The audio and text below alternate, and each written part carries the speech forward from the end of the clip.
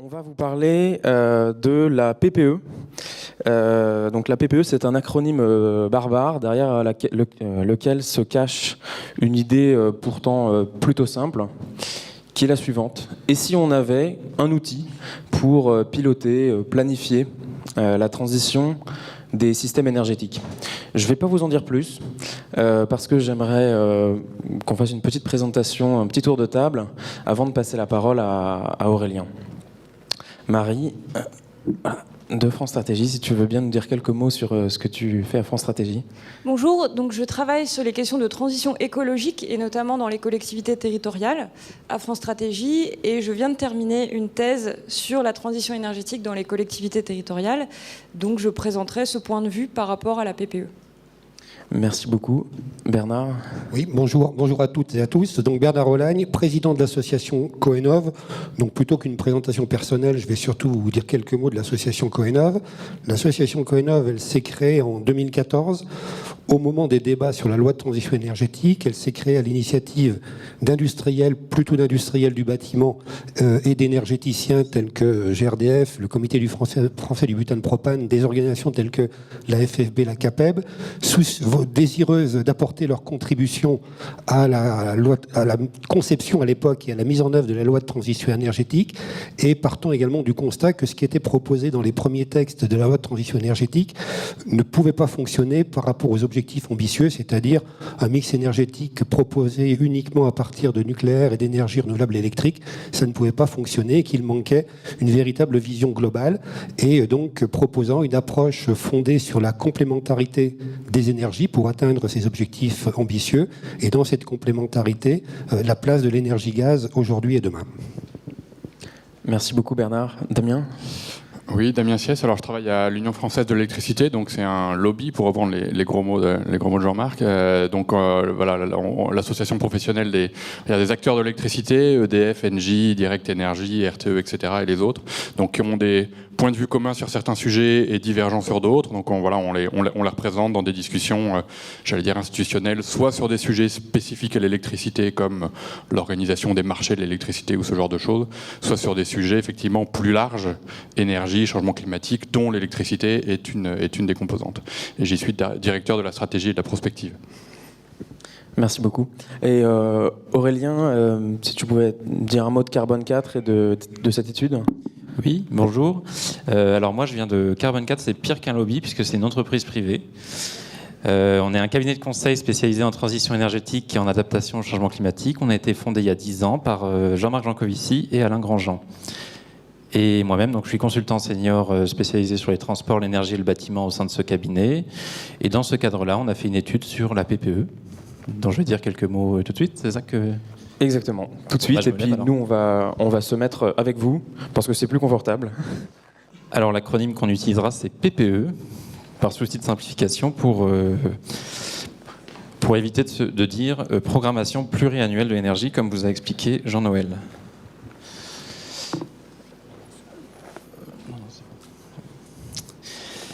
Alors, c'est une étude qu'on a menée sous la supervision de Jean-Marc Jancovici, avec ma collègue Aïda Tazi, que je n'ai pas vue dans la salle, donc elle a dû avoir un petit problème de transport, et un manager de Carbone 4 qui s'appelle Jean-Yves Villemotte, que vous connaissez peut-être.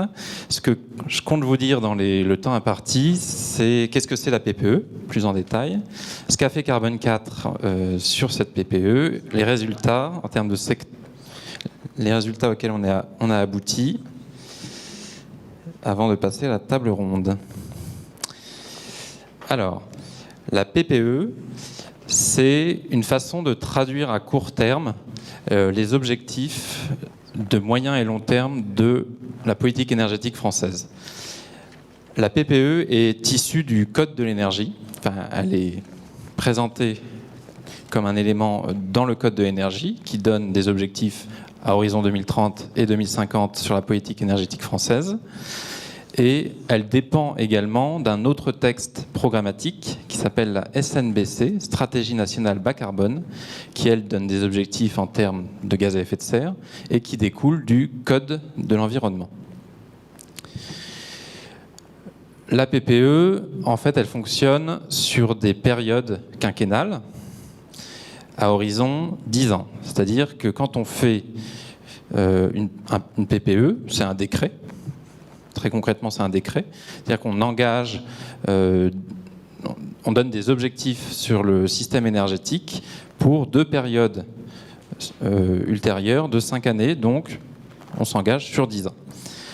Un peu plus parce on essaye de la prendre en avance. Donc, la précédente PPE portait jusqu'à 2028. C'est un décret qui a été publié en 2016 et il est actuellement en cours de révision pour aller jusqu'à 2033. Les périodes quinquennales, c'est pas un hasard, hein. En fait, elles découlent de la stratégie nationale bas carbone qui a le même type de fonctionnement, sauf qu'on donne des objectifs en termes de gaz à effet de serre et par secteur de l'économie sur les mêmes périodes quinquennales. Donc la PPE s'insère à la fois dans les objectifs moyen-long terme du Code de l'énergie et dans les objectifs court terme en termes de gaz à effet de serre de la SNBC. Et de cette PPE découle tout un tas d'autres textes que j'ai mis ici, mais par exemple, l'un de ceux qu'on va utiliser par la suite, c'est la stratégie de développement de la mobilité propre, qui est une transposition finalement des objectifs énergétiques sur le secteur des transports. Alors, très concrètement, ce qu'il y a dans ce texte, ce décret, c'est ces différents éléments. Il y a, notamment, c'est sur ça que je vais focaliser ma présentation, des objectifs en termes de consommation d'énergie primaire fossile, donc c'est-à-dire pétrole, charbon et gaz. Un objectif en termes de réduction de la consommation d'énergie finale pour toute l'économie. Et ensuite, il y a des objectifs de production d'énergie renouvelable, donc électrique, thermique, y compris les déchets. Je vous laisse lire le reste, je ne vais pas m'appesantir dessus. Alors, il y a quelque chose qui manque, et je vais peut-être vous décevoir, c'est qu'en France, quand on parle d'énergie, on a tendance à parler d'électricité, et quand on a tendance à parler d'électricité, on veut parler de nucléaire, donc il n'y a pas d'objectif sur le nucléaire dans la PPE. Et je vais tâcher de ne pas vous parler de nucléaire, puisque finalement, la consommation énergétique, c'est bien plus que de l'électricité. Alors, les objectifs en termes de consommation primaire d'énergie qui figurent dans la PPE, qu'est-ce qu'ils disent ? Alors, heureusement, c'est des objectifs de baisse de la consommation d'énergie primaire fossile, puisqu'il faut bien réduire nos émissions de gaz à effet de serre. Ils sont déclinés à 2018 et à 2023 par énergie. Donc, on sait de combien il faut réduire la consommation de pétrole, de combien il faut réduire la consommation de gaz et de charbon. Alors, première constatation, c'est que ces objectifs, ils sont très ambitieux par rapport à la tendance passée. En effet, à part sur le charbon où il y a une tendance claire à la baisse de la consommation dans le passé, on voit que ce n'est pas trop le cas pour le gaz et le pétrole. On va traduire ça en termes de pourcentage de réduction par an.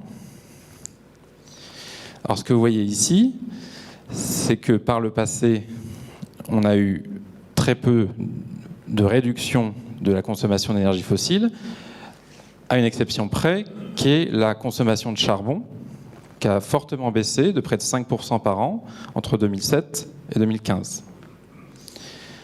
Les objectifs à 2018 et en 2023 pour les 3 énergies fossiles se traduisent par des taux de décroissance très importants et bien au-dessus de ceux qu'on a pu voir par le passé. Sauf pour le charbon, qui encore une fois est une exception, et on va voir un détail sur le charbon par la suite. Donc j'insiste, même dans la période qui a suivi la crise économique de 2007, on n'a pas vu des baisses de consommation d'énergie aussi importantes que les objectifs normatifs qui sont dans la PPE.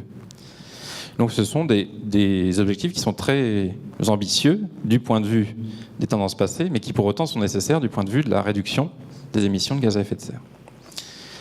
Alors ce qu'a fait Carbone 4, comme je vous l'ai dit, la PPE s'insère dans un cadre de plusieurs objectifs à moyen long terme, le Code de l'énergie, la stratégie nationale bas carbone, il y a des objectifs propres à la mobilité.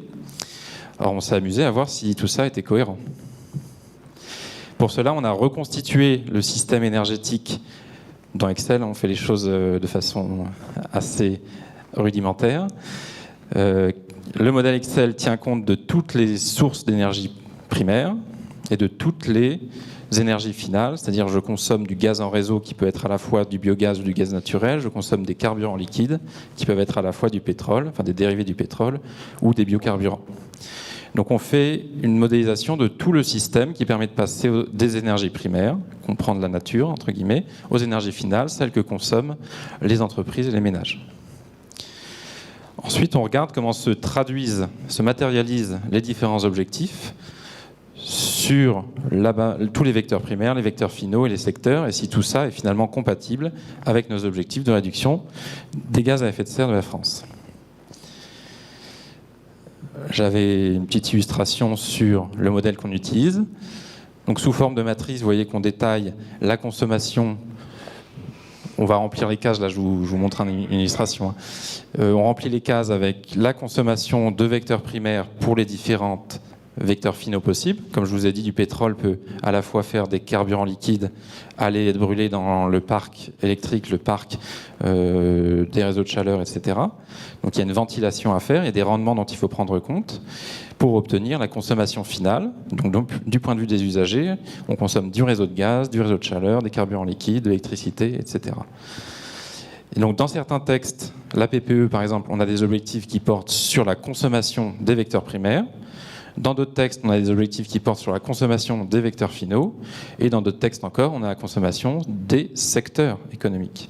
Donc tout ça, on voit qu'il y a une contrainte qui n'a pas forcément une solution unique, mais qui en tout cas doit être résolue pour parvenir à un paysage énergétique, si possible, avec pas trop d'incongruités. Alors malheureusement, on en a trouvé des incongruités. Hop, je passe. Voilà. Je vais vous présenter d'abord des résultats généraux sur les vecteurs énergétiques fossiles, charbon, pétrole, gaz. Ensuite, j'aurai quelques messages sur le secteur des transports et des bâtiments qui a fait l'objet d'une modélisation plus poussée que les autres secteurs.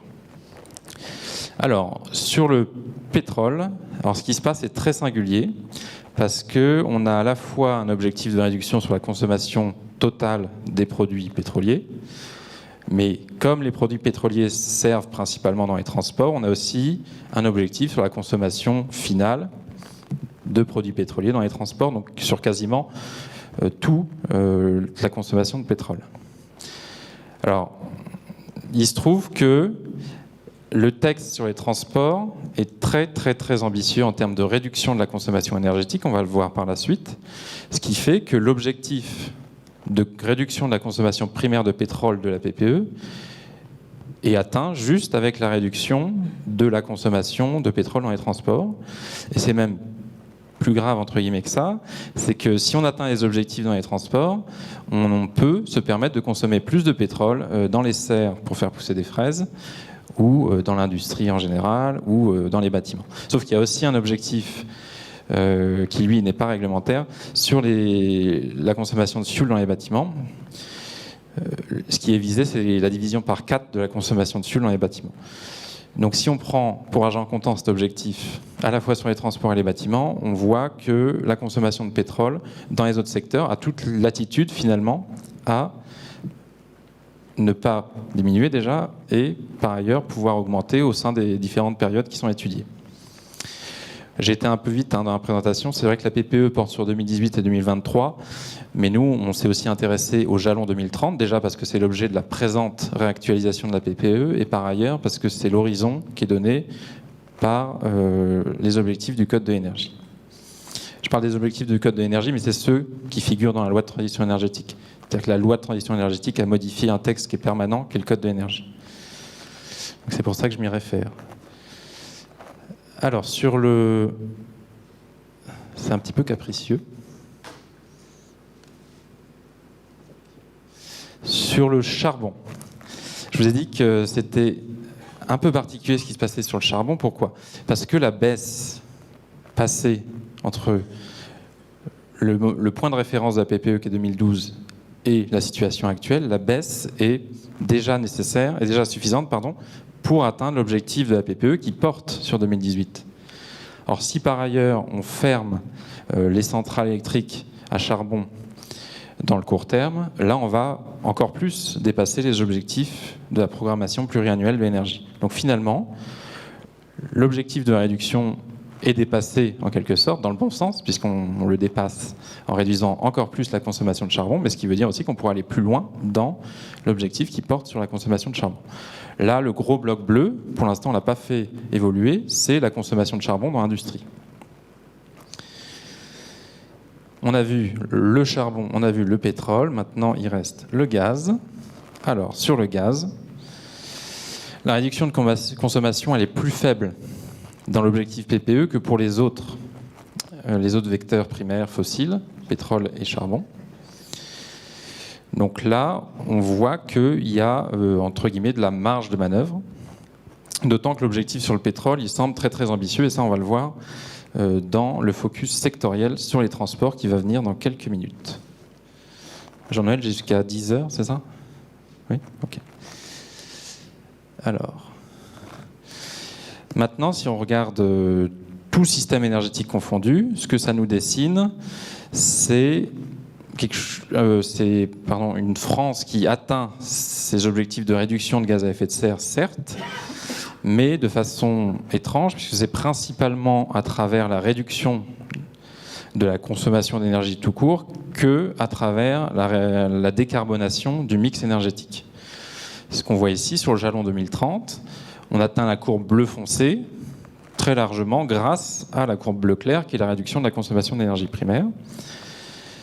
Alors que le facteur intensif d'empreinte carbone de la consommation d'énergie, lui, a une évolution qui est assez singulière entre 2015 et 2030, puisque en gros, il ne bouge pas beaucoup. On ne peut pas vraiment interpréter le mouvement comme une baisse puis une augmentation. Il faut voir juste que ça baisse de 10%, alors qu'on pourrait aller au-delà, étant donné le mix énergétique dont on dispose déjà initialement. Et par ailleurs, toujours au niveau macro, ce que nous donne ce paysage énergétique, c'est traduit en termes de balance commerciale un solde importateur d'hydrocarbures qui diminue peut-être un peu faiblement pourvu que les prix soient constants à ceux de 2015. Et on a vu que les tendances récentes ne sont pas une constance des prix unitaires des énergies fossiles. Donc déjà, ça mériterait d'être réactualisé, cette courbe verte. D'autre part, si on prend un scénario qui fait référence, on va dire, parce que beaucoup s'y réfèrent, donc littéralement ça fait référence, celui de l'AIE, on voit que la balance commerciale des hydrocarbures purs augmente très largement. Donc, on a des objectifs dans la PPE qui ne permettent pas à moyen terme de soulager la balance commerciale française. Ou pas significativement, à supposer que les prix restent constants, ce qui est une hypothèse assez forte. Je vous l'avais promis, on va faire un petit focus sur le secteur des transports. Alors ce qu'on voit très rapidement, c'est qu'il y a une diversification du mix, mais il y a surtout une réduction de la consommation des énergies dans le transport. Donc là, c'est très très contraint, entre guillemets, ce secteur-là par les objectifs qui figurent dans une déclinaison de la PPE, qui est le texte se rapportant au transport. Et donc se développent différents carburants ou vecteurs énergétiques alternatifs, comme le gaz naturel pour véhicules ou l'électricité. Mais l'effet dominant, ça va être la baisse de consommation unitaire des véhicules thermiques, puisque le développement du GNV ou du électrique est d'un ordre de grandeur inférieur à tous les gains qui sont envisagés par les pouvoirs publics sur la consommation des véhicules thermiques traditionnels, c'est-à-dire au gazole ou à l'essence. Alors ces gains, ils sont permis grâce à un objectif très ambitieux qui est le véhicule à 2 litres 100 en 2030. Alors est-ce que cet objectif est atteignable technologiquement certainement, mais ça nécessite de bouleverser beaucoup technologiquement le véhicule, sa masse et sa puissance notamment. Et au-delà de ça, cet objectif va très au-delà de la tendance passée observée sur la consommation des véhicules neufs. Donc pour aller très vite, si tant est que la consommation des véhicules neufs ait baissé dans les 10 dernières années, et encore ça c'est si on considère les consommations d'homologation, alors si tant est que cette consommation ait baissé, il faudrait doubler cette réduction de consommation. Donc déjà, il faudrait que les consommations unitaires soient bien mesurées, et en plus qu'on double par rapport à ce qu'on a vu sur la baisse de la consommation d'homologation des véhicules neufs. Alors sur le résidentiel, je vais passer très vite.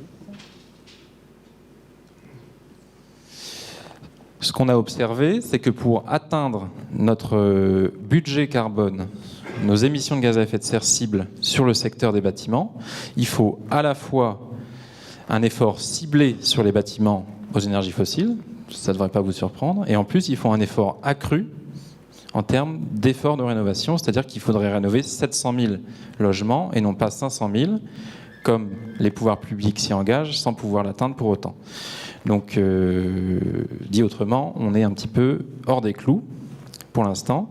Ce qu'il faudrait faire, c'est à la fois cibler les logements gaz et fioul, alors que pour l'instant, c'est pas du tout le cas quand on observe les mix d'énergie des logements rénovés. Et d'autre part, il faudrait passer à 700 000 rénovations, et vraiment 700 000 rénovations par an. Les courbes marron, c'est ce que donne en termes de budget carbone notre modélisation. Si on fait 500 000 rénovations, c'est la marron foncé, mais avec le mix actuel de ciblage des bâtiments à rénover, ce qui est un non-ciblage finalement, puisqu'on ne rénove pas plus le fioul ou le gaz que l'électrique. Le marron foncé, c'est si on fait ce ciblage, ce non-ciblage, donc le mix actuel, mais avec 700 000 rénovations. Donc on a un bon effet volume, mais un mauvais effet intensité, puisqu'on ne va pas cibler le logement fortement émetteur. Et la cible, donc, c'est la barre orange qu'on peut atteindre dans notre scénario bleu clair, qui résulte à la fois d'un effort de ciblage et d'un volume accru à 700 000 rénovations par an. Alors, c'en est fini de ma présentation avec peut-être 30 secondes de retard.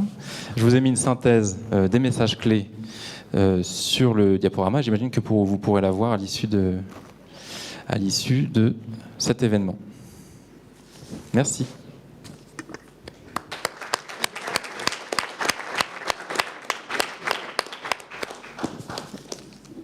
Merci beaucoup Aurélien.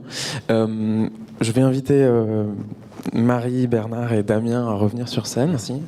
Je voulais vous proposer un petit temps de réaction à chaud, à vif sur la base de cette présentation. Damien. Non, c'était très intéressant. Moi, ce que je trouve le principal enseignement, après il y en a plusieurs sur les secteurs, mais c'est le manque de vision globale ou le manque de cohérence finalement entre les différents objectifs. Et ça, si on fait un tout petit peu d'historique, on peut rappeler que la PPE, qui s'appelle Programmation pluriannuelle de l'énergie, est l'héritière de différentes programmations pluriannuelles sectorielles qu'on appelait PPI, donc des PP investissements dans l'électricité, dans la chaleur ou autre. Et on voit bien qu'il y a la volonté d'avoir une vision d'ensemble et une cohérence des différents objectifs, mais elle n'est pas du tout mise en pratique. La fois précédente, cette fois-ci, ça risque d'être limite aussi, c'est-à-dire c'est une somme très découpée, même si on a dans le même objet tous les secteurs, transport, bâtiment et toutes les énergies, c'est quand même en termes de mode de réflexion et de façon de fixer les objectifs, très découpé par des ateliers spécifiques, et on fixe des objectifs spécifiquement et on ne vérifie pas la cohérence d'ensemble. Ça, plus le deuxième effet qui est qu'il y a des espèces d'objectifs dans la loi de transition énergétique qui sont des totems ou qui sont des chiffres ronds, dont on sait très bien qu'ils sont fixés sans cohérence. On fixe du 30% 2030, du 50 2025, on fixe des objectifs un peu qui parlent. Et à aucun moment, il y a eu effectivement le travail de regarder ce qui a été fait, c'est-à-dire de voir s'ils étaient cohérents entre eux, ne serait-ce que purement déjà mathématiquement. Et la deuxième étape qu'il faudrait faire et qui est encore plus compliquée, c'est de regarder la cohérence aussi en termes d'économie, c'est-à-dire au sens d'euros dépensés, de rationalité. C'est-à-dire, il y a peut-être une équation qui bouclerait quelque part, mais dans laquelle on a d'un côté des efforts extrêmement chers, là où à côté on a sous-utilisé une partie du gisement. Donc je trouve que cette démonstration est assez claire et c'est probablement un des axes de progrès de la PPE les plus forts. Merci beaucoup Damien. Bernard ? Oui, alors, effectivement, l'exercice de réaction à chaud est pas facile par rapport à une présentation aussi détaillée. Donc simplement, je partage ce que dit Damien sur le côté manque de globalité via une approche sectorielle. Après, ce que je voudrais simplement dire en focusant un peu plus, par exemple sur le gaz, au hasard, puisque c'est ce dont je m'occupe un peu plus, deux petites choses. Je trouve un petit peu dommage, je dirais, de sembler opposer la baisse des consommations globales, c'est-à-dire l'effort d'efficacité énergétique, de sobriété énergétique, qui était vraiment une des jambes indispensables pour aller vers une décarbonation. Donc ça me paraît important, et ça s'applique notamment au gaz, je regardais ce que vous mettiez effectivement sur le parc résidentiel. J'en profite pour rappeler un chiffre. Sur le parc résidentiel, aujourd'hui, il n'y a que, en termes de sur les chaudières individuelles gaz, il n'y en a que 20% qui sont au niveau condensation. Donc on voit tout le gain qu'il y a simplement par un changement de technologie pour aller vers de la condensation, ou simplement par ce simple geste, on dégage 25 ou 30% d'économie. Donc ça, c'est le premier point. Et ensuite, effectivement, c'est se projeter sur l'évolution, mais ça j'en parlerai tout à l'heure rapidement, l'évolution sur un gaz qui est déjà l'énergie fossile la moins carbonée, mais qui va devenir de plus en plus renouvelable. Merci beaucoup. Et Marie, peut-être sur les collectivités notamment ? Oui, et par rapport aux enjeux de la PPE, on parlait de 700 000 logements à rénover. Ça a un enjeu donc de massification de la rénovation, des filières. Donc c'est un enjeu qui dépasse largement un exercice qui est assez technique et que les gens s'approprient peu, alors que ça va avoir des impacts très très vastes. Il faut que les gens commencent à avoir cette priorité, ces questions en tête. Donc en fait, on changera d'échelle sur la rénovation que quand ça ira dans tous les secteurs et pas uniquement à la DGEC ou pas uniquement un exercice de technicien. Ce changement d'échelle, il implique des changements beaucoup plus larges et donc de sortir la PPE du champ des gens qui sont intéressés par l'énergie. Donc ça, pour moi, c'est un gros enjeu. Même complément, il y a un côté effectivement technocratique de la présentation des choses. L'exemple de la rénovation est excellent. On voit bien qu'on peut constater une baisse insuffisante, par exemple, des fossiles dans le bâtiment. La réponse, c'est pas tant l'énergie que les axes de rénovation, où on parle de 700 000. On est déjà très très loin des 500 000 actuellement. Donc il y a un vrai enjeu de matérialiser concrètement ce que ça veut dire faire des efforts dans le bâtiment. Si j'ai bien lu les slides, ceci dit, ce qui me semble intéressant, c'était qu'on a plus à gagner quantitativement à savoir cibler les rénovations qu'on fait, que de toute façon, effectivement, on peut dire qu'il faut aussi massifier, mais finalement, sur les différentes barres projetées, à moins que ce soit passé trop vite et que j'ai mal vu, il y avait effectivement des gains en passant de 500 000 à 700 000. Mais ça, entre guillemets, c'est peut-être le plus facile à porter, parce qu'on a l'impression que c'est vertueux pour tout le monde, on va faire plus de rénovation, on se donne des objectifs, quitte effectivement à être très loin, très décalé entre les objectifs et ce qu'on sait vraiment faire. Par contre, ce qui est peut-être un peu plus dur à dire, parce que c'est moins consensuel, mais qui est le plus gros gisement de gains, c'est de se dire, et ces rénovations, il faut arriver à les faire de façon ciblée dans les logements qui consomment des énergies qui émettent le plus de CO2. Et ça paraît un peu plus frontal vis-à-vis de certains secteurs, et donc c'est plus dur à dire, et on ne le dit pas, mais c'est là que le bas blesse. Et j'ajouterais aussi que sur les transports, c'est un peu la même chose. On est déjà hors des clous de la SNBC et ça a des impacts sur la vie des gens. Qu'est-ce qu'ils font comme mobilité, quels moyens de transport ils utilisent, comment on organise l'aménagement du territoire. Donc ça va bien au-delà de juste un exercice un peu technocratique. Ça a des impacts bien plus importants et il y a un volet complémentaire à la PPE à développer et c'est pas encore le cas.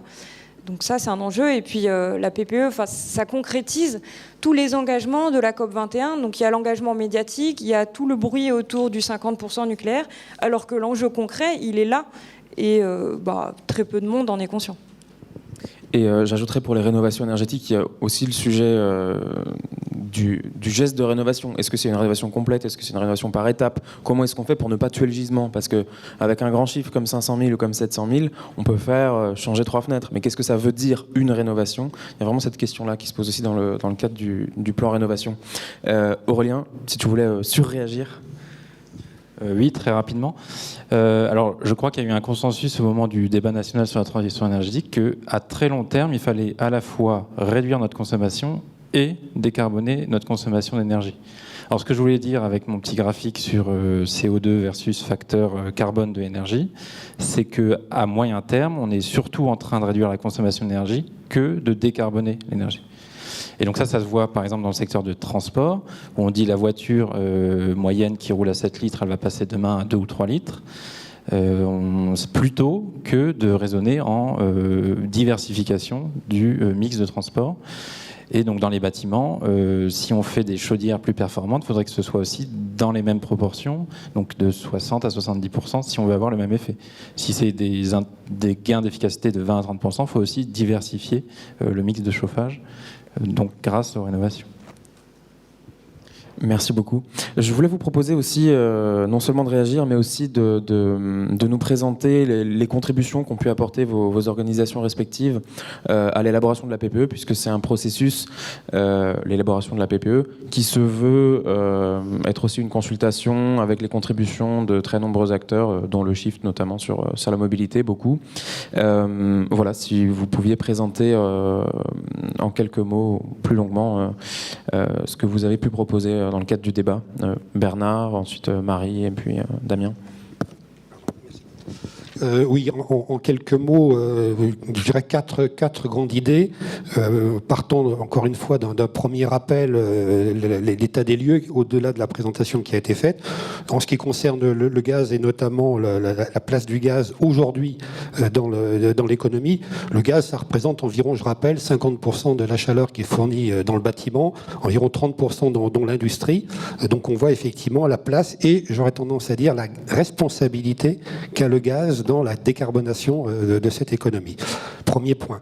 Deuxième point, une réflexion un peu plus globale sur ce que doit être un mix énergétique. Certes, un mix énergétique qui doit être décarboné, nous en sommes bien conscients, mais sa vocation première, c'est d'assurer la sécurité d'approvisionnement du pays à tout moment et à toute heure. Et on commence à être bien placé pour le constater avec la baisse des températures que l'on constate.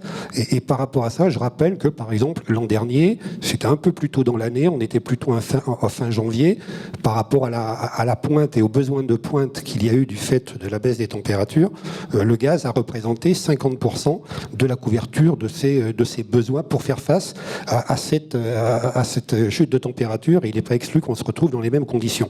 Donc, deux chiffres simplement pour rappeler ce que j'appelle maintenant la responsabilité du gaz dans la décarbonation de l'économie. En termes de vision un peu prospective, je me contenterai de reprendre les chiffres tels qu'ils sont présentés, c'est-à-dire que dans la perspective de la révision aussi bien d'ici 2023 que 2028, on est bien sur les deux piliers de la progression sur la transition énergétique. Premier pilier, c'est la réduction des consommations, c'est la sobriété énergétique, avec la prolongation d'une baisse annuelle de 1,5% des consommations de gaz. Ça, c'est un premier point au travers notamment des différentes technologies, nouvelles technologies de chaudière, mais aussi d'une manière plus globale de rénovation du bâtiment.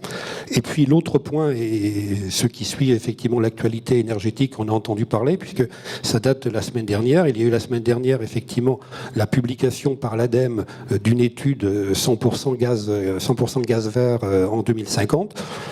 Encore une fois, comme cela s'était passé l'année dernière sur la partie électrique, ne demandons pas plus de choses à cette étude que ce qu'elle peut en apporter aujourd'hui.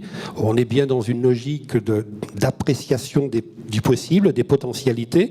Donc effectivement, cette étude montre que la France a le moyen d'avoir 460 TWh en 2050 de gaz vert, 30% venant de la méthanisation, 40% venant de la pyrogazéification de la biomasse et 30% venant du power to gas et de la méthanation, à des coûts tels qu'ils sont aujourd'hui imaginés, aux alentours de 118 à 132 euros du mégawattheure, c'est-à-dire proche, grosso modo, des prix qui étaient sortis l'année dernière sur la partie électrique ENR. Mais l'objectif premier, c'est de voir que c'est bien effectivement possible, et maintenant ensuite de transformer cette étude de potentiel en véritablement réalité. Par rapport à ça, on revient effectivement sur la PPE pour dire que aujourd'hui, les objectifs de gaz renouvelable dans la PPE sont de 8 TWh en 2023 et nous estimons que nous sommes tout à fait dans la lignée en fonction des potentiels dans la lignée de ces 8 TWh et ce qui a poussé également les opérateurs gaziers que sont GRDF et GRT Gaz à demander à inscrire un objectif de 30% de gaz vert à l'objectif 2030 2030, alors qu'aujourd'hui, la loi de transition énergétique ne prévoit que 10%, c'est-à-dire 30%. Ça veut dire pour une PPE 2028, ça veut dire environ 60 TWh de gaz vert, 50 venant de la méthanisation, 10 venant de soit méthanation, soit pyrogazéification. Donc on voit bien que là, on est dans une dynamique extrêmement intéressante sur laquelle nous avons besoin, nous estimons nécessaire d'une véritable mobilisation des pouvoirs publics sur le sujet. Par rapport à ce que présentait Aurélien Schuller tout à l'heure sur les textes associés, il y a un certain nombre de plans stratégiques. Ça fait déjà plus d'1 an que l'association Coenov réclame l'élaboration d'un véritable plan stratégique de développement du gaz vert au même titre qu'un plan stratégique de développement de la biomasse, par exemple, pour que cette potentialité pour le mix énergétique français soit véritablement reconnue. Et un des signes effectivement intéressants que nous voyons tout récemment, c'est que dans le cadre du plan de développement des énergies renouvelables, le gouvernement a créé 3 groupes de travail pour donner des mesures concrètes justement pour alimenter la PPE en cours de révision. Groupe de travail sur l'éolien, groupe de travail sur le photovoltaïque et enfin, je dirais, groupe de travail sur la méthanisation, ce qui montre effectivement le début de prise de conscience de cet outil énergétique.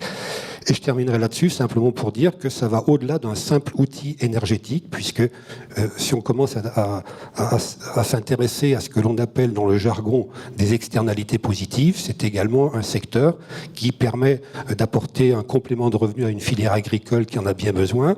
C'est une manière effectivement d'aborder les problématiques du traitement des déchets, l'économie circulaire. Donc on voit toute une série d'éléments très positifs, d'éléments transverses très positifs, sans parler naturellement de la partie territoriale et rôle des territoires là-dedans. Merci. Et justement sur les territoires. Alors, merci pour l'introduction. C'est comment ?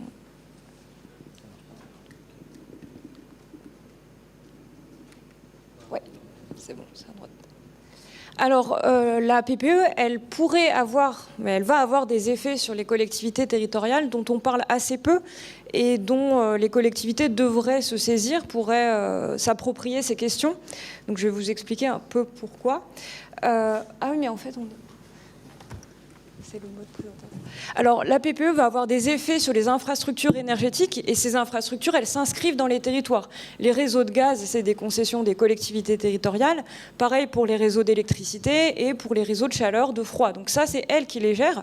Donc les objectifs de la PPE vont avoir un impact sur ce qu'elle gère en termes d'infrastructures. Après, il y a les autres types d'énergie. Par exemple, les objectifs en termes de biomasse, ce sont notamment des circuits courts, il y a les filières bois, les ressources en biomasse, elles sont locales, et ça impacte justement ces objectifs, les collectivités vont devoir les appliquer, tôt ou tard. Voilà. Je vous disais donc les réseaux, la mobilité aussi. On a vu donc, en fait, j'aurais pu reprendre les slides d'Aurélien en montrant les différentes catégories impactées par la PPE. Et il y a la question de la mobilité, donc décarbonation et donc réduction aussi des besoins de mobilité. Et ça aussi, ça a des enjeux pour les collectivités locales. Elles ont les infrastructures, les routes, les ronds-points qu'elles construisent beaucoup. Et donc, si on utilise moins la voiture, il va y avoir aussi des impacts sur la manière dont on organise les routes, la voirie, l'aménagement du territoire. Donc, en fait, il y aura les objectifs nationaux et elles vont devoir les appliquer. Il y a la question des filières aussi. Par exemple, on peut parler des énergies marines et ça s'inscrit dans le territoire. Au Havre, il va y avoir la fermeture des centrales à charbon. Il y a aussi le cas des raffineries. Et ça a un impact fort sur les économies locales. C'est des emplois directs et aussi des emplois indirects. Donc, elles sont concernées fortement. Par rapport aussi à la stimulation de nouvelles filières. On parle des filières de la rénovation. Donc ça, c'est vraiment ancré dans les bassins de vie, les écosystèmes territoriaux. Donc la PPE va avoir des effets locaux que les collectivités vont devoir prendre en compte. Alors les collectivités elles-mêmes, elles ont des activités qui sont liées à la PPE. Pour le moment, elles ne se préoccupent pas trop de ces questions-là, parce qu'elles ont d'autres priorités. On va dire que l'énergie et le climat, certaines collectivités s'en préoccupent, elles sont très peu nombreuses. L'émergence de ces questions-là au niveau local est encore embryonnaire. Elles ont aussi, donc il y a les priorités thématiques, mais il y a aussi, elles ont d'autres choses à faire, d'autres dispositifs à mettre en place actuellement qui les accaparent, notamment les SRADET, donc les anciens SRCAE, les SHREC dont on parle parfois, les plans climat, air, énergie territoriaux. Ce sont des documents qu'elles doivent élaborer et qui sont très longs pour elles, enfin assez difficiles quand on n'a pas l'habitude de gérer l'énergie au niveau local. Il faut faire un bilan carbone, il faut faire une réflexion sur les ressources mobilisables. Et pour des collectivités qui n'ont pas forcément les moyens techniques, les moyens d'ingénierie, c'est très compliqué. Donc c'est long, difficile, et donc elles sont concentrées là-dessus. Et pas forcément sur le rebouclage avec la SNBC, avec la PPE. Et pourtant, c'est essentiel, car ces plans climat territoriaux doivent contribuer à la réalisation des objectifs climat. Elles le prennent aussi comme un élément qui va en fait leur tomber sur le coin du nez. C'est un peu comme ça que c'est vu dans les territoires. Donc il y aura les objectifs et puis on fera avec. Et c'est pas optimal de se dire on fait notre plan climat puis après on voit si ça reboucle au niveau national. Donc là il y a des enjeux clés actuels dans les territoires qui ne sont pas forcément traités de manière efficace. Donc, je disais, peu de coordination, et ça peut avoir des coûts futurs, parce que d'une part, les collectivités vont lancer leur propre plan climat, leur propre politique publique. Elles vont les lancer à leur niveau. Donc, par exemple, chaque région va faire son plan, notamment dans les énergies électriques. Et si chaque région fait son plan séparément et que ça a des impacts sur le système électrique national, ça peut poser problème. Soit elles vont se lancer dans leur plan, elles vont financer des études, elles vont faire de grandes choses sur le papier, ça va coûter cher. Et puis, en fait, l'État va arriver dire non, le système électrique ne marche pas comme ça, donc tu as travaillé pendant 3 ans pour rien. Donc ça peut aussi un peu frustrer les collectivités et freiner les efforts, les volontés au niveau local. Ça a aussi donc des enjeux en termes de coordination, c'est qu'on peut avoir l'exemple dans des discussions au niveau local, on nous dit nous on fait notre plan régional et on comptera sur les STEP, les stations de pompage, de stockage nationales pour équilibrer notre système. Sauf que si vous allez dans toutes les régions et qu'elles vous disent toutes on va compter sur les quelques gigawatts de STEP, ça fera peut-être pas assez, quoi. Donc il y a vraiment ces enjeux de coordination de toutes les volontés locales qui sont en train de se structurer. Et enfin, les collectivités peuvent apporter aussi des choses. Elles pourraient être prises en compte, leurs initiatives, notamment parce que donc elles vont appliquer la SNBC. Dans leur plan climat, elles vont devoir contribuer à ça. Donc il faut réfléchir vraiment à comment on change d'échelle de l'effort de décarbonation de l'économie. Ensuite, elles ont des prérogatives importantes en matière de consommation d'énergie. Il y a par exemple le patrimoine bâti des communes, des collectivités. C'est un gisement d'économie d'énergie et puis aussi pour lancer les filières de la rénovation. Elles ont aussi un impact sur les consommations d'énergie à travers les plans d'aménagement du territoire et l'urbanisme. Si on continue à faire de l'étalement urbain, la consommation dans les transports ne risque pas de baisser. Donc elles ont des impacts assez importants sur ces questions-là.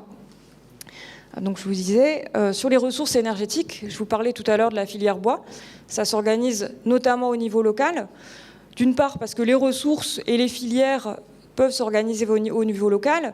Et puis, il y a des petites communes qui commencent à créer leur chaufferie ou leur nouvelle filière, et les habitants qui voient défiler les camions à longueur de journée. Et donc, ça crée aussi des problèmes politiques au niveau local dont il faut tenir compte.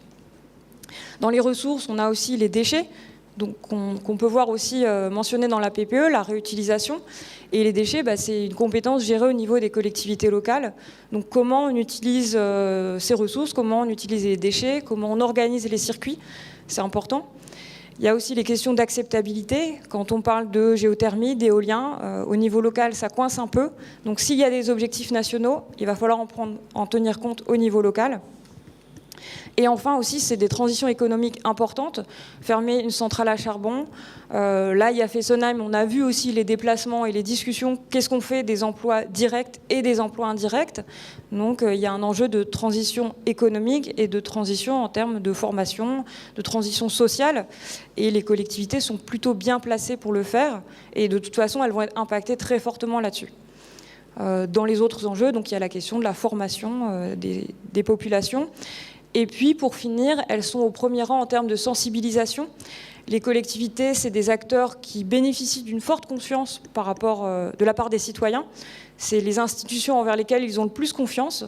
Donc il y a un lien assez fort pour pouvoir toucher les gens et engager ce changement des comportements que j'évoquais tout à l'heure. Il y a, pour finir aussi sur la sensibilisation, c'est elles qui gèrent les écoles. Donc il y a une question d'acculturation qu'elles peuvent aussi gérer. Et voilà. Merci beaucoup Marie. Très rapidement, Aurélien, dans la PPE, dans toi les documents que tu as pu décortiquer, il y a des éléments sur les filières, l'emploi, les collectivités, les territoires, les reconversions ou pas du tout ? Je vais te décevoir, il me semble que oui, mais comme je ne les ai pas regardés, je ne peux pas te répondre avec certitude. Il y a quasiment rien. Hein. Et dans tous les cas, elles ne le prennent pas forcément en compte. Ouais, d'accord. Vous voulez élaborer une petite minute là-dessus ou Damien, tu veux commencer par rebondir là-dessus ? De toute façon, c'est un des axes aussi que l'UFE a porté. Donc, en fait, l'UFE, dans le cadre de la PPE, schématiquement, porte 3 grands messages. 1, décarboner l'électricité. 2, la consommation d'électricité pour augmenter, ce ne serait pas forcément un gros mot, j'y reviendrai. Et 3, regarder effectivement de plus près les conséquences économiques, type balance commerciale, facture d'énergie, etc. et en termes d'emploi. Donc le premier message, décarboner l'électricité, ça paraît une évidence, mais en fait pas tant que ça quand on voit pour certains acteurs.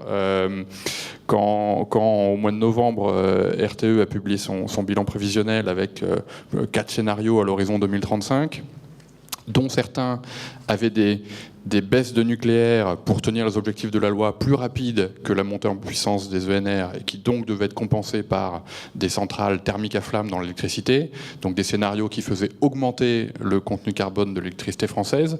Le gouvernement a derrière dit dans la foulée, moi je ne veux pas ça, et donc dans des ateliers de la PPE ont effectivement été uniquement présentés, quand il était demandé à RTE de présenter ses travaux, les scénarios qui à minima faisaient baisser plus ou moins, mais que des scénarios qui faisaient baisser le contenu carbone de l'électricité.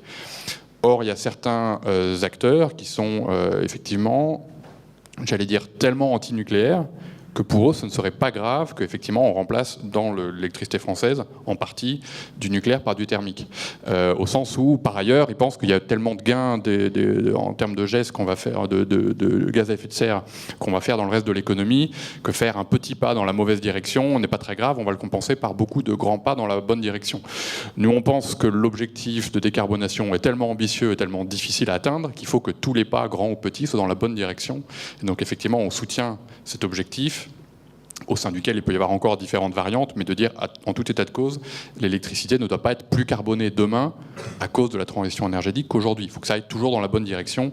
Il y a plusieurs rythmes qui peuvent être discutés, parce qu'on sait bien que la question du nucléaire n'est pas une question purement climatique, sinon ça serait trop simple. Mais en tout cas, ce premier grand message, pour lequel on est en phase avec le gouvernement, on voit bien qu'il y a beaucoup d'ONG qui tentent de les faire sortir de ça, notamment en indiquant que peut-être qu'il ne faut pas se précipiter de fermer les centrales charbon et fermer d'abord plus de nucléaire, alors qu'aujourd'hui le gouvernement a clairement affiché ma priorité, et il voit bien que techniquement ils ne pourront pas faire les deux, c'est d'abord je fermerai les centrales charbon et ensuite on va voir pour le nucléaire, quitte à repousser le 50% de 2025 à plus tard. Deuxième grand message qu'on porte sur la consommation d'électricité, parce qu'il y a parfois, comme il y a très souvent la confusion énergie-électricité, il y a assez vite la confusion, baisse des consommations d'énergie implique nécessairement baisse des consommations d'électricité. Nous, on a mené un travail en 2016 d'optimisation des gestes d'efficacité énergétique, c'est-à-dire concrètement pour des particuliers, des entreprises, dans l'habitat, dans le transport, etc. Quel est le déploiement économiquement optimal qui aboutirait à l'objectif de décarbonation de la loi de transition énergétique, sans s'imposer de contraintes sur les autres objectifs, un peu aussi pour regarder si les objectifs communiquaient entre eux. Ça répond un petit peu au type d'approche, une façon différente d'aborder le problème de ce qu'a exposé Carbone 4. Et ce qu'on a constaté, c'est que la trajectoire optimale de décarbonation, donc d'atteinte de l'objectif uniquement de baisse des gaz à effet de serre, appliqué au CO2 de l'énergie, il y a un peu un raccourci quand même sur ce point-là, amené à se dire qu'on avait de la marge de manœuvre sur un certain nombre d'objectifs et que la façon optimale de l'atteindre économiquement était aussi de se donner de la souplesse sur les autres objectifs. Très concrètement, on faisait donc moins 40% de consommation de gaz à effet de serre, globalement, mais en ne faisant pas moins 20% de consommation d'énergie finale, mais moins 18, mais ce quelques 2% de différence, quand on va chercher des actions de plus en plus compliquées, de plus en plus chères, représentent des dizaines de milliards d'euros d'investissement chaque année. Et par contre, on en faisait un peu plus, on est vraiment dans le ciblage, ces économies d'énergie, on les faisait plus dans les consommations primaires d'énergie fossile. Ça renvoie peut-être à la difficulté par rapport aux tendances, mais en tout cas, le moins 30% qui est dans la loi en 2030, qui est un objectif très clairement qui a été fixé au doigt mouillé pour dire 2030, moins 30%. Nous, on aboutissait à moins 35%, si on faisait les choses de façon optimale. Et les vecteurs énergétiques qui sont les moins carbonés, et très concrètement, les deux premiers qu'on retrouve en France, ça va être l'électricité et des consommations d'énergie renouvelable thermique en direct ou dans des réseaux de chaleur, sont des vecteurs qui augmentaient en part relative et même absolue. Le gaz, qui est la moins carbonée des énergies fossiles dans notre trajectoire, était constant en part relative, donc baissé puisque le total baissait. Et ça, c'est un message qui a besoin d'être rappelé, c'est que on peut arriver par différents phénomènes à avoir une consommation d'énergie. C'est une résultante de tout un tas de choses. Efficacité énergétique, substitution d'énergie les unes avec les autres. Et aujourd'hui, il y a une façon de faire un peu raccourci entre économie d'énergie égale je vais baisser de la même façon toutes les énergies, quel que soit leur contenu carbone, mais également quelle que soit leur part de valeur ajoutée en France, le nombre d'emplois qu'il y a derrière, etc. Et ça, c'est quelque chose sur lequel on souhaite apporter des éléments objectifs pour améliorer la décision. Et le troisième grand message qu'on porte, c'est sur les conséquences économiques et en termes d'emploi. Là aussi, alors, il y a un besoin énorme de pédagogie. On en est à peu près au niveau 0, surtout sur emploi, d'ailleurs sur économie, il y a des choses qui circulent, des espèces d'évaluation, des montants d'investissement, etc. Mais sur emploi, c'est vraiment le niveau 0 de la vraie compréhension de ce qui peut se passer quand on fait de la transition énergétique, au point d'aboutir à des choses qu'on a entendues par exemple dans la dernière campagne présidentielle, des espèces de raccourcis ou de confusion entre justement les différentes énergies, les énergies renouvelables thermiques, les énergies renouvelables électriques, qui n'ont pas du tout les mêmes effets en termes de conséquences et de potentiels gains en termes d'emploi, parce qu'elles ne remplacent pas les mêmes choses. C'est pas la même chose de remplacer une consommation de fuel par du bois que de remplacer une production de nucléaire par une production éolienne. Et il y a des espèces de raccourcis qui sont faits. Et nous, donc on a mené une étude spécifiquement sur ce sujet en 2017 qu'on a publié au mois de décembre. Et en gros, si j'en résumais un des messages, c'est de dire oui, il y a un potentiel, il y a pas mal de chiffres qui circulent là-dessus pour dire globalement au niveau de l'économie, transition énergétique peut être synonyme de croissance économique, notamment parce que il y a des effets sur la balance commerciale aujourd'hui remplaçant une consommation qui est essentiellement importée, qui est la consommation d'hydrocarbures fossiles, par des choses qui auront une part de valeur ajoutée nationale plus forte, sans qu'on exige que ce soit 100% made in France, que ce soit de l'efficacité énergétique, que ce soit des énergies renouvelables pour tous les vecteurs, du biogaz, des biocarburants, etc.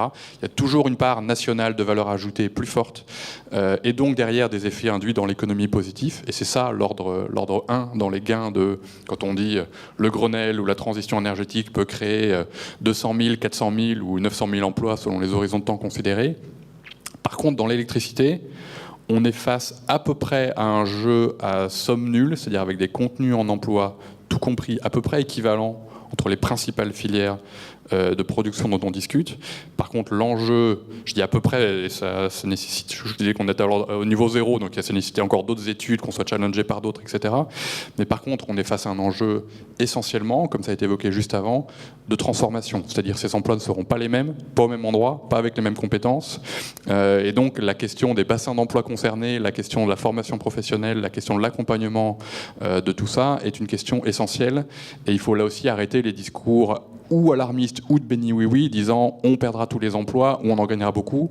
Dans l'électricité, c'est un peu ni l'un ni l'autre, mais c'est un enjeu pour autant extrêmement difficile à mener en termes de transition. Merci beaucoup. Je retiens aussi que on On a vu beaucoup d'annonces récemment, en tout cas le gouvernement et Emmanuel Macron mettent en avant le fait que le climat, la lutte contre le réchauffement climatique est l'objectif prioritaire de la transition. Et je retiens que donc ici, bonne nouvelle, ça donne lieu à des arbitrages concrets dans le travail un peu technique, hein, comme la PPE, où les scénarios de RTE ouvrant la voie à une augmentation des émissions ont été écartés. Donc ça, je considère que c'est une bonne nouvelle.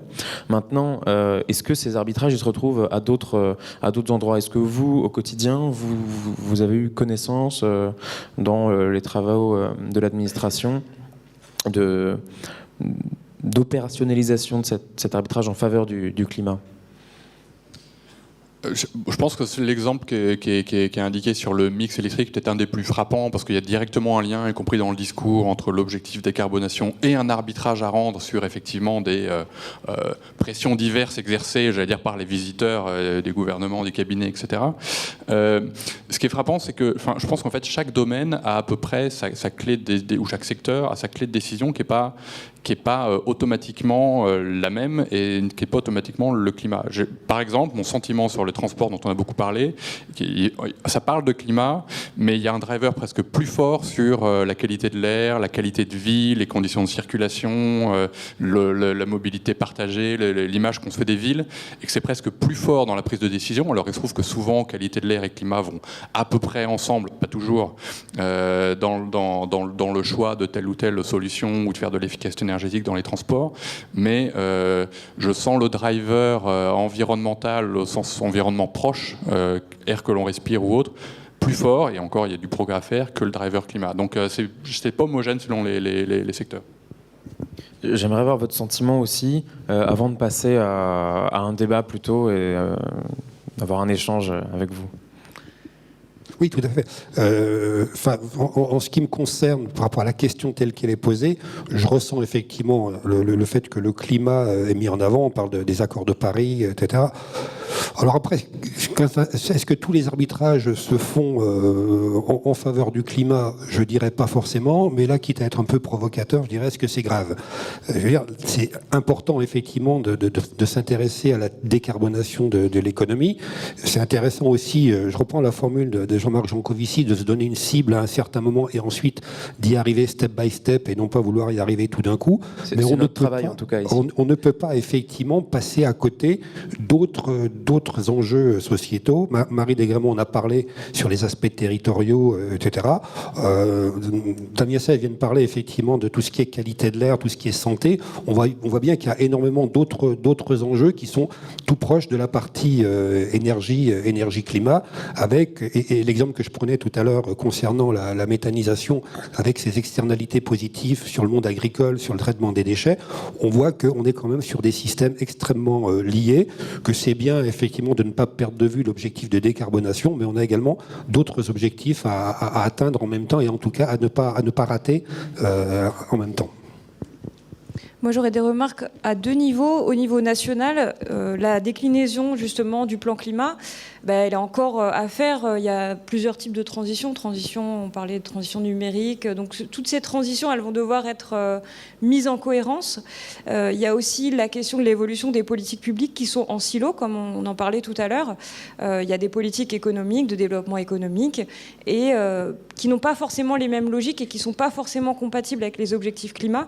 Donc chaque organisation a un peu ses propres objectifs à poursuivre, et il va falloir essayer de mettre tout ça en cohérence, et c'est encore très difficile.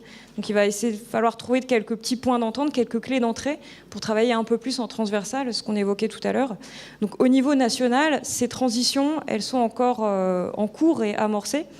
Et au niveau local, par rapport, tu disais, la cohérence entre le plan climat, enfin la cohérence, la priorité des objectifs climat ou électricité, par exemple. Cette cohérence, elle n'est pas toujours faite au niveau local. Il y a beaucoup de collectivités. L'objectif, c'est faire de l'énergie locale, donc pas forcément nucléaire centralisé, on va dire. Donc l'objectif n'est pas le climat. Et il y a des collectivités qui commencent à réfléchir. Elles se disent, ouais, mais peut-être qu'on pourrait rentrer davantage sur le climat. Donc les objectifs au niveau territoriaux ne sont pas encore coordonnés et un peu différenciés par rapport au national et entre eux. Oui, alors est-ce que les arbitrages se feront plus ou moins à faveur du climat en 3 points: infrastructures de transport, massification de la rénovation et taxe carbone. Alors sur les infrastructures de transport, je vais prendre l'exemple de Notre-Dame-des-Landes. Donc le gouvernement a rendu un arbitrage très récemment, aucunement sur des raisons climat, puisque les 2 alternatives étaient en termes d'émissions de gaz à effet de serre quasiment équivalentes. Donc on verra quelles seront les décisions futures en termes d'infrastructures de transport et si le sujet climat sera un des motifs prévalents à ces décisions, et vous en parlerez cet après-midi, j'imagine. Sur la massification de la rénovation, alors on a apporté une réponse très technocratique, c'est facile d'optimiser la rénovation dans un modèle. Maintenant, il faut voir si concrètement ça va être décliné dans un plan national de massification avec tous les outils pour aider les différents acteurs, ménages, entreprises et territoires. Et sur la taxe carbone, il y a un bon signal très récemment, c'est le rehaussement du barème de la taxe carbone. Et donc on va voir si, à l'aune de l'augmentation probable du prix du pétrole, va y avoir une réduction de ces ambitions qui, pour l'instant, sont annoncées. Merci Aurélien. Je vous propose de poser des questions, de lancer le débat. Merci à toutes et tous les 4. On va rester encore, on a une petite vingtaine de minutes, je pense. Moi, j'aimerais vous proposer de réfléchir un peu à la question suivante. Est-ce que, au terme de cette petite heure, vous avez l'impression ou pas que la PPE adossée à la SNBC, donc Programmation pluriannuelle de l'énergie adossée à la Stratégie nationale bas carbone, sont des outils de pilotage, voire de planification suffisants pour la sortie du carbone?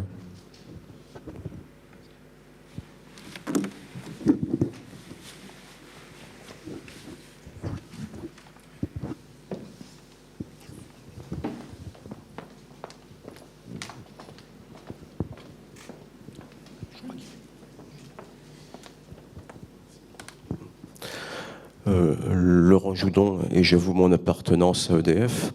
Merci aux intervenants qui, je crois, ont bien montré quelques chemins pour enrichir cette vaste construction qui est la SNBC, la PPE, toutes les stratégies sectorielles qui doivent être adossées. On voit des efforts en matière de cohérence d'objectifs pour éviter les singularités qu'a montré Aurélien.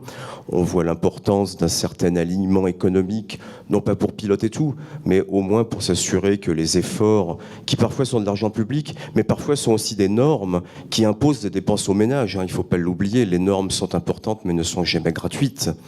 Là aussi, il y a des questions d'alignement par rapport aux objectifs climat. Et enfin, nous voyons un troisième champ de cohérence, et je crois que là, c'est exactement la question de Jean-Noël, la cohérence avec les gestes concrets de politique publique, c'est-à-dire les réglementations, les systèmes fiscaux, etc. Vont-ils dans le bon sens? Sont-ils cohérents? Et là, quand on regarde la photographie actuelle, je pense peut-être en particulier au secteur du bâtiment, la réponse est non. Un certain nombre de normes d'incitation fiscale ont exactement pour effet de favoriser l'émission de carbone en encourageant les consommations d'hydrocarbures. Donc s'il y a un effort à faire, il est bien là, au stade opérationnel, au stade des petits gestes concrets, mais qui ne vont pas toujours dans le bon sens qui est dessiné par la vaste construction que l'on peut améliorer par ailleurs. Et de ce point de vue, il est sans doute important d'être attentif au chemin qui nous emmène vers la cible, au point de passage que vont entraîner un certain nombre de décisions. Et là, j'ai envie de rebondir sur l'exemple de l'étude ADEME gaz 100% renouvelable qui a été évoquée. Elle nous montre des pistes qui sont parfaitement hypothétiques. C'est bien ce qui est rappelé dans la préface de Bruno Légevin, au demeurant, même si la presse a oublié ce caveat de méthode, naturellement. Or, tout ceci repose quand même sur un pari quant à la disponibilité de certaines sources. Biogazéifier du bois, c'est quand même une concurrence frontale avec l'emploi direct du bois énergie, qui est quand même l'un des vecteurs les plus connus actuellement. Quant au gaz de synthèse qui demande de l'électricité, l'hypothèse de 200 TWh d'électricité gratuite en 2050 est clairement hypothétique, si j'ose dire. Donc, cela montre des images sur des conditions de succès pour obtenir des pistes afin d'avoir une France 2050 qui soit neutre en carbone, mais en même temps, attention aux gestes irréversibles qu'on peut faire, aux effets de lock-in. Attention aux paris du type les hydrocarbures seront verts demain. Donc aujourd'hui, on peut quand même en accompagner la consommation durable. Certes, c'est du fossile, mais pas pour longtemps, et demain, ce sera vert. Si jamais ce pari est raté, on aura tout raté. On aura créé des coûts échoués pour les acteurs économiques, et on aura créé toutes les sources pour rater les grands objectifs. Je réponds quand même, je me sens un petit peu concerné par la question. Je trouve d'une part cette vision peut-être un petit peu pessimiste quant à la capacité à mobiliser effectivement toutes ces ressources d'ici 2050. Hein. On n'est quand même jamais qu'en 2018, donc on peut aussi faire le pari de réussir. Deuxième point, j'ai commencé mon propos tout à l'heure quand j'ai fait référence à l'étude. J'ai pas fait référence à la préface de Bruno Léchevin ou à la presse. J'ai dit qu'il fallait pas non plus lui demander plus que ce qu'elle était censée apporter. Je veux dire par là que son premier mérite pour moi et son premier objectif, c'était d'apporter une vision des potentiels possibles et à des coûts économiques, je rappelle, comparables à ceux qui étaient sortis dans l'étude 100% ELEC ENR. Donc ça permettait de faire un recensement des possibles, aussi bien que ce soit sur la méthanisation, le power to gas, la pyrogazéification. On sait bien, et c'est pointé d'ailleurs dans l'étude, que qui dit pyrogazéification de la biomasse pointe immédiatement la concurrence qu'il va y avoir par rapport à la ressource bois, par rapport à la ressource biomasse. Mais l'objectif premier, c'était d'éclairer cette possibilité. L'objectif premier pour moi, et je vais prendre effectivement ma casquette un peu de lobbyeur, puisque je suis également lobbying au même titre que deux autres personnes qui se sont positionnées par rapport à ça, c'est de montrer qu'effectivement, la notion d'énergie renouvelable ne s'appliquait pas qu'à l'électrique, à l'éolien et au photovoltaïque, qu'il y avait des voies de recherche, notamment sur le gaz, avec le paradoxe effectivement de cet hydrocarbure gaz, qui est que le gaz aujourd'hui, classé parmi les énergies fossiles, certes énergie fossile la moins carbonée, a vocation, si on s'en donne les moyens parce que les potentiels sont là, de devenir demain une énergie renouvelable et locale.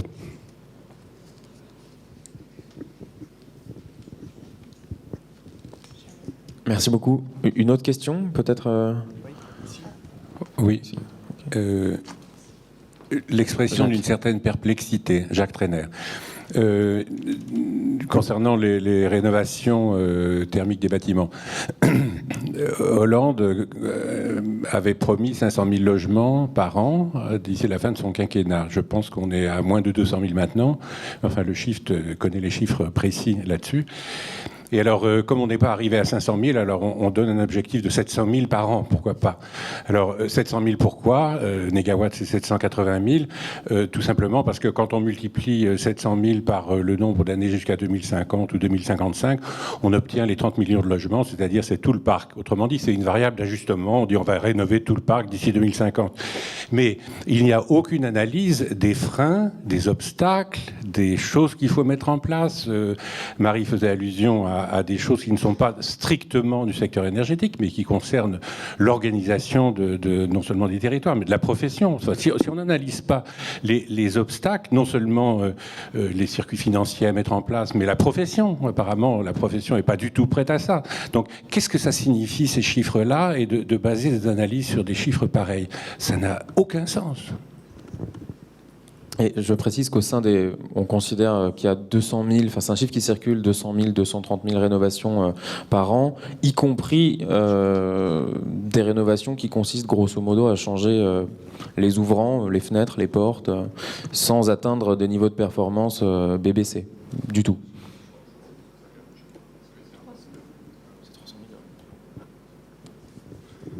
Oui, effectivement, après la difficulté, je crois que ça a été dit par quelqu'un, aujourd'hui, si on reste sur l'exemple de la rénovation, effectivement, qui me paraît un excellent exemple, c'est sortir là aussi des effets de manche, des accroches, etc., sans avoir même défini aujourd'hui ce qu'on appelait une rénovation. C'est-à-dire, est-ce qu'un changement de fenêtre, c'est comptabilisé comme un acte de rénovation? Est-ce qu'un changement de chaudière, etc.? Est-ce qu'il faut revenir au bon vieux bouquet pour commencer? Aujourd'hui, on manque cruellement de fiabilité par rapport à ça. Et par rapport à la question que posait Jean-Noël tout à l'heure, qu'il posait à la salle et j'en profite pour répondre, par rapport à cette notion de PPE, outil de pilotage, oui, mais là aussi, j'emploierais la même formule. Il ne faut pas demander à la PPE plus que ce qu'elle peut faire. C'est un outil de pilotage, mais encore faut-il qu'il y ait des choses à piloter. Et des choses à piloter, c'est notamment des vraies actions, des vraies démarches, des vraies actions de mobilisation, de formation qui vont permettre de débloquer les choses, puisqu'on voit bien qu'on est dans des logiques de changement de système. D'une manière plus générale, on parlait et Marie l'a très bien pointé, on parle de nouveaux systèmes d'énergie renouvelable. On voit bien qu'au-delà des aspects purement énergétiques, passer vers des systèmes d'énergie renouvelable pose d'autres questions de lien avec un modèle national historique, que ce soit en électricité, que ce soit en gaz d'ailleurs, sur la partie pilotage, sur la partie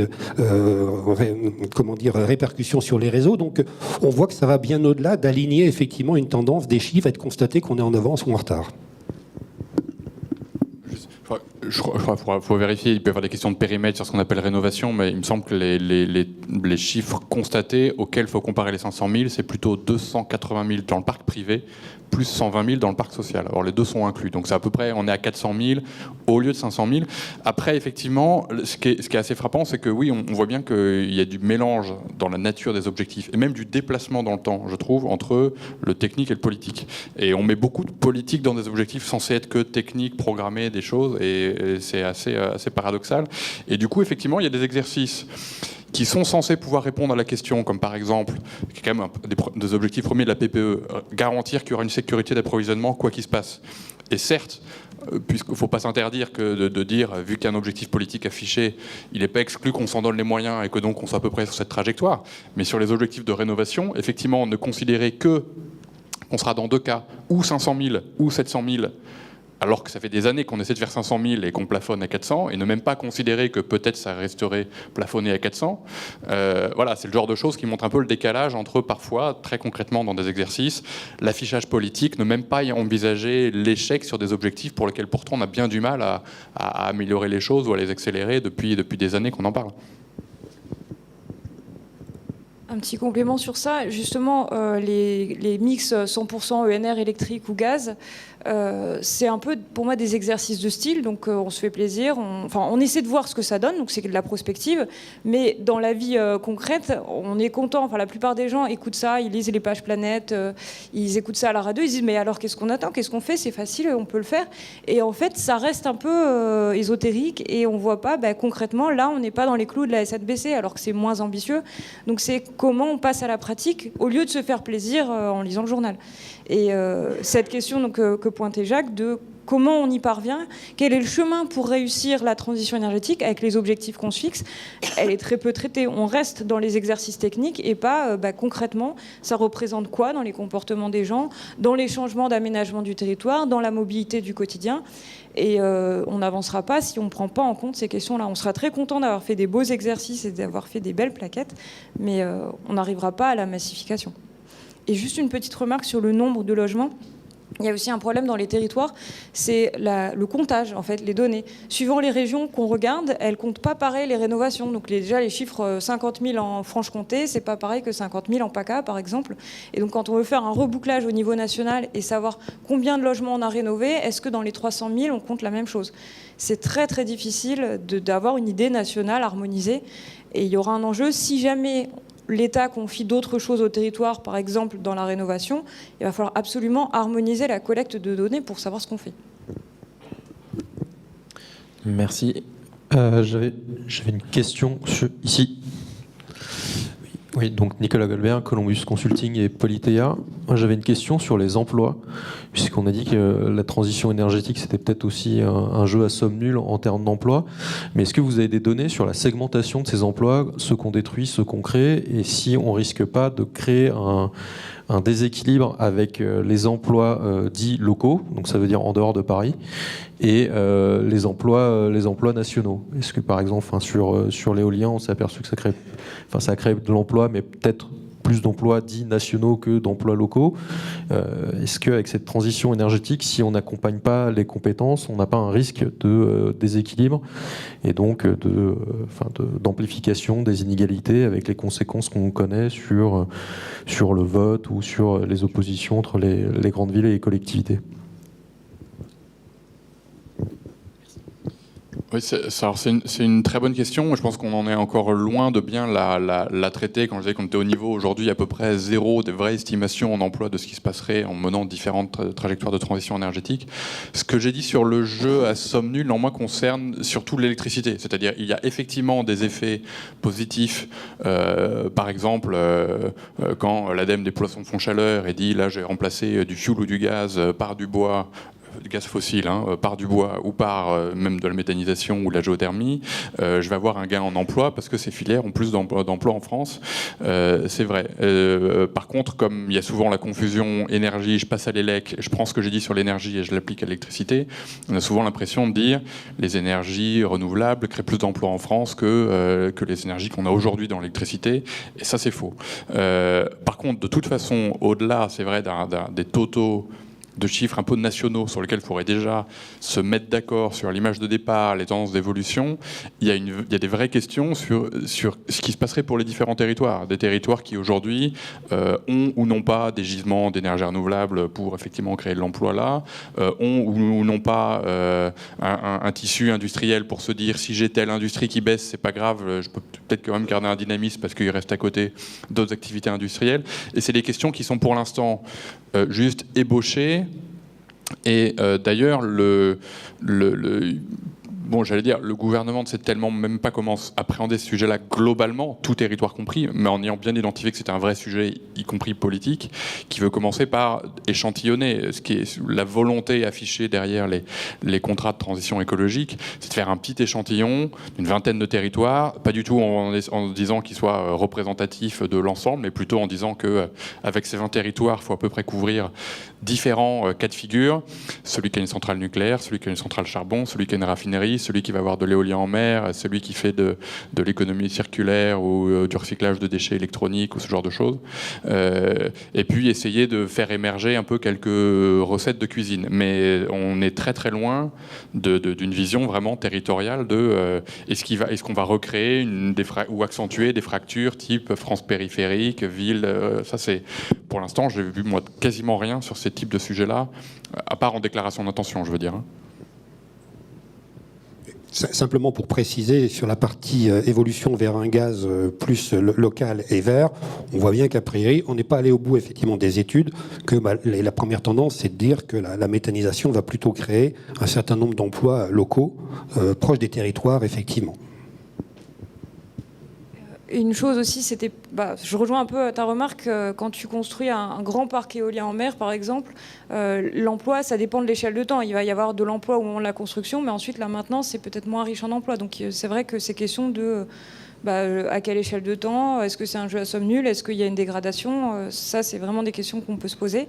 Après, je vois aussi un enjeu au niveau local. Par rapport à toutes les compétences qu'il va falloir acquérir, je parlais des données, je parlais aussi de monter les filières de la rénovation. Il y a une transformation tellement forte des systèmes énergétiques locaux, quels que soient les objectifs qu'on mette derrière ça, devant ça, qui va nécessiter des compétences en termes d'ingénierie, en termes de priorité, qui vont devoir être mises en place dans les territoires. Donc là, il y aura des emplois dans ces secteurs-là pour essayer d'avoir de l'ingénierie pour faire cette transformation.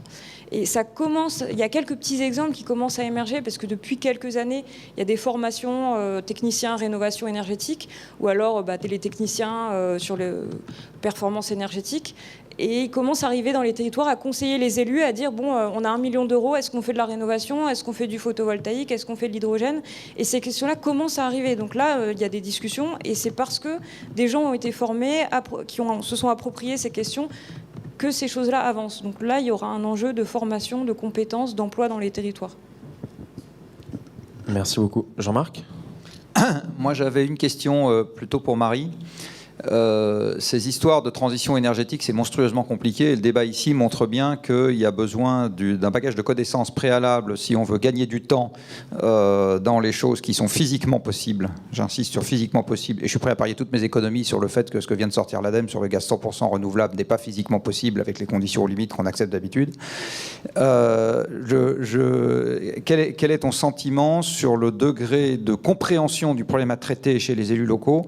Parce que si je prends la mairie de 80 personnes de je sais pas où, je doute qu'il y ait les compétences internes pour commencer à élaborer quelque chose de cohérent sur un élément qui concerne la totalité de ce qu'on fait partout et tout le temps, H24 et 365 jours par an. Et donc la question était, quelle est ton appréciation sur l'adéquation entre les compétences techniques dont disposent les collectivités et ce qu'elles revendiquent comme capacité à contribuer au débat public en disant « moi j'ai trouvé telle idée géniale et je vais la mettre en œuvre ». Et je vais être un tout petit peu taquin.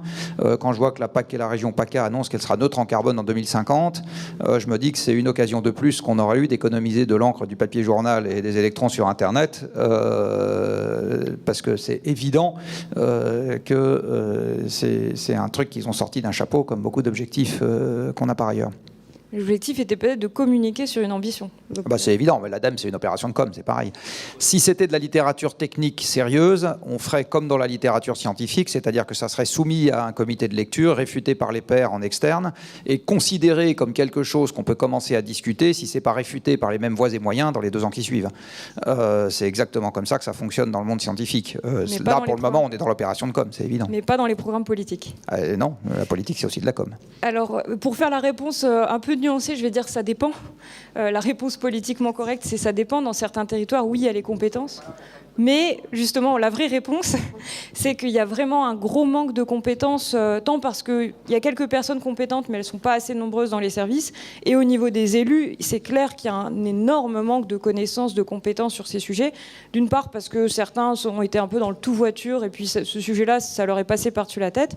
Et d'appropriation sur les questions quantitatives. Il y a un boulevard, il y a un énorme gap qu'il va falloir combler. Et tous les acteurs, tous les lobbies le savent. Donc en fait, c'est à qui viendra vendre sa solution en premier ou en dernier. Et l'élu tranche en fonction de la possibilité de tweeter ou de communiquer là-dessus. Donc on va dire que pour l'instant, il n'y a pas forcément les connaissances. Il y a parfois des gens qui s'en rendent compte au niveau des élus, et il y a aussi beaucoup de lobbies qui s'en rendent compte et qui disent moi je vous apporte les connaissances, et c'est pas forcément des choses auditées, réfutées, scientifiques. Donc là, et puis il y a d'autres acteurs au niveau national qui se disent les territoires ça sert à rien, donc on va même pas aller les voir, même pas discuter pour s'approprier ces sujets, donc la connaissance n'arrive pas non plus. Donc il y a un gros enjeu, et disons que certains lobbies sont au courant de ce besoin. Merci beaucoup. Une question ici ? Oui, que peut-on raisonnablement attendre de l'exercice de consultation qui va être prochainement lancé par la CNDP, sachant que dans les documents qui ont déjà été publiés sous l'égide de cette CNDP, il y a pas mal d'ambiguïtés. J'en cite une, par exemple. Quand je lis « Quel point de repère pour la Commission ?», je lis, petit 1, prendre comme point de référence les objectifs inscrits dans la loi de transition énergétique de 2015, et juste après, débattre de tous les aspects de la politique énergétique et n'en privilégier ni n'en occulter aucun. Donc, alors, est-ce qu'il n'y a pas une sorte d'ambiguïté ? Et je cite également la référence dans un autre papier de la CNDP qui dit qu'il ne faut pas traiter de problèmes hors sujet. Alors, quel est le sujet, quelle est la frontière entre les deux ? Et ailleurs, qu'il faut s'abstenir de tout prosélytisme. Qu'est-ce que c'est que le prosélytisme appliqué à ce sujet-là ? Je ne sais pas. Alors donc, comment est-ce que vous voyez cette consultation, et surtout, qu'est-ce que vous en attendez ? Surtout que M. Hulot et M. je ne sais plus comment, Lecornu, battent la campagne pour accélérer le processus de transition. Merci. Je précise que CNDP, c'est la Commission nationale du débat public, donc qui est chargée de mener la consultation, qui vient d'être rallongée, je crois, d'un mois, quelque chose comme ça. La consultation sur la PPE et la SNBC. Si quelqu'un veut... Oui, moi j'ai une formule par rapport à ça, et on le voit par rapport à la complexité du sujet tel qu'on l'a abordé, ne serait-ce que ce matin. Effectivement, un grand débat public sur un sujet aussi complexe, je dirais qu'on est au mieux dans une logique de ce que j'appellerais un grand écart démocratique, dans la mesure où on ne voit pas trop comment l'ensemble des différentes personnes, des différents citoyens pourront apporter des sujets et des réponses assez pointues par rapport à des questions dont on a vu l'extrême complexité, y compris compris en termes de transversalité, et dont on a vu qu'aujourd'hui, même les, entre guillemets, experts qui s'en occupent ont du mal justement à prendre de la hauteur et à avoir une vision transverse.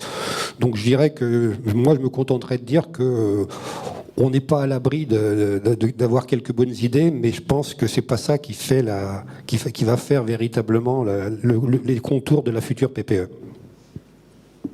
Non, je suis d'accord avec vous par rapport. Moi, la façon dont je comprends la volonté d'absence de prosélytisme, c'est en fait, vu de la Commission nationale du débat public, c'est ne pas préorienter les choses sur, effectivement, comme par exemple l'a fait le gouvernement, je le citais tout à l'heure, sur certains scénarios de PPE, en disant le gouvernement, on sait qu'on veut à peu près ça, donc la PPE, elle n'est pas encore écrite, mais voilà certaines orientations. Et dans le cadre du débat public, ils veulent que ce soit le plus ouvert possible, mais du coup le plus hors sol possible. Et en fait, ce qu'il faut du coup en attendre, ce ne sera pas quelque chose d'orientant. C'est-à-dire qu'il y aura des conséquences sur ce qui sera écrit dans la PPE. Je pense qu'il ne faut pas s'attendre à ça. Je serais très très surpris que ça ait la moindre conséquence sur le contenu de la PPE. Par contre, à la fin, finalement, le rapport, ce sera plus une espèce de photographie de l'opinion, des sujets qui ont été les plus débattus, qui ont suscité des clivages, des consensus, mais d'une façon un peu, voilà, on se parle, c'est gentillet, et même les gens qui ne comprennent pas ce dont ils parlent ont le droit de parler. Bon, c'est un exercice en soi, mais sur le fond, ça ne va rien orienter pour l'écriture par la DGEC, à valider par les cabinets et les ministres du contenu de la PPE. Ce sera plutôt c'est une case à cocher, parce que maintenant, il faut dire qu'il y a eu une commission nationale du débat public qui pourra dire il y a eu tant de réunions, tant de personnes, et ils ont tous parlé essentiellement de ce sujet-là, jamais de tel autre. Voilà, c'est plutôt une photographie, entre guillemets, presque de l'opinion, ou de la vitalité démocratique autour de l'énergie, c'est un peu ça. Et d'ailleurs, là, en étant un peu provocateur, quand le président d'EDF dit qu'il n'envisage pas de fermer d'autres réacteurs que Fessenheim avant 2029, est-ce que c'est une contribution au débat public ?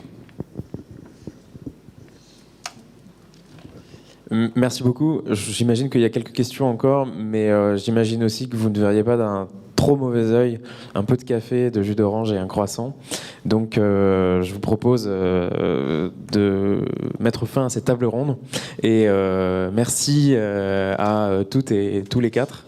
Merci à vous. Et puis je vous souhaite une excellente pause café.